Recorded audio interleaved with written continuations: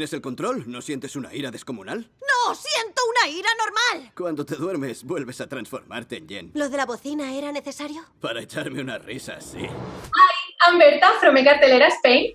Hi, nice to meet you. I'm Tatiana. Nice to meet you. Jennifer, aka She-Hulk, seems to be more in control than Bruce in terms of the Hulk side. So her hero journey, it's going to be based on that duality, or maybe not. Which are her main struggles?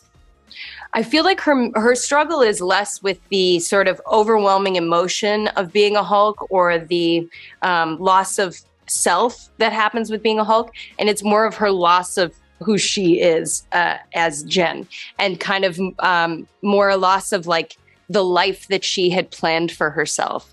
So her struggle really is in accepting that this thing happened to her and now she has to some way acknowledge it. And her struggle throughout the thing is to find her connection to being She-Hulk, and where She-Hulk and Jen can like merge. Yeah. You've described your character as a glamazon. Were you involved in creating her look? Did you discuss how feminine was she going to be? No, I mean, I didn't. That was definitely, higher up decisions. But the pitch that Jessica Gao always said to me at the beginning was like, she's 6'7" and has perfect hair every day, like wakes up with a perfect blowout. And, that's that hair became a defining thing for me, even though when we were doing the show, I was in like a helmet where I had no hair to play with. The idea of her hair somehow felt like an extension of her, like it was like, a limb kind of thing. That's a thing that your character has in common with the main lead of Legally Blonde. And this series is just like that. It's like Marvel meets Ali McBeal and Legally Blonde. So how different is from previous MCU shows? It's completely different?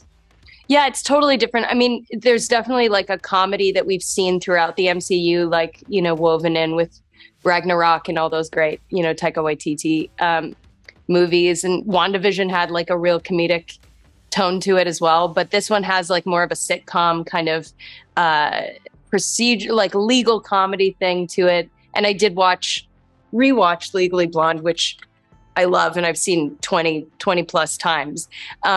But there's something about like the way that Elle Woods is perceived.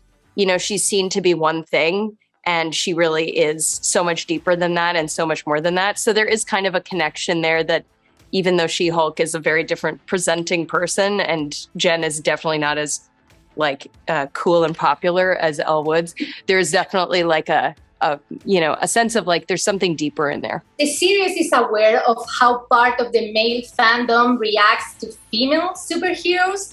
When you read the script, did you thought about how they were going to receive your character? I didn't think about it so much as I knew that there would be complicated response. And that is why I loved the scripts, because they acknowledge in the story, that's something that Jen has to contend with, that She-Hulk has to contend with, is sort of being criticized by all of these people on the internet for being to this, to that. Why does she have to be She-Hulk?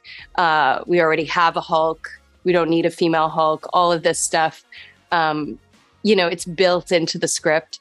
And there's something so wonderfully meta about the comics, about the She-Hulk comics, that like, of course, we'd have to talk about the internet. We'd have to talk about the response. It's like, I love being part of a show that's so self-aware. How independent and how connected with the rest of the MCU is this series? I mean, it's connected in the sense that we have all these wonderful cameos throughout the season. All these great MCU characters that we've seen very different stories kind of weave through. And in that vein, it's very much an MCU, property.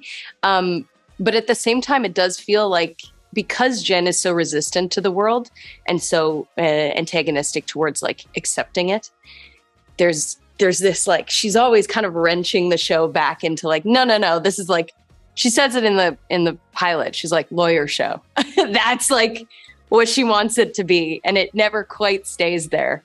as much as she tries to bring it back. Thank you so much, Tatiana.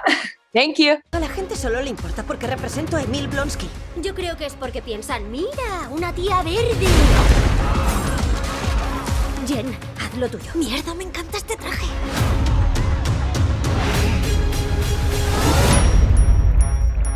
No estoy orgullosa de esto.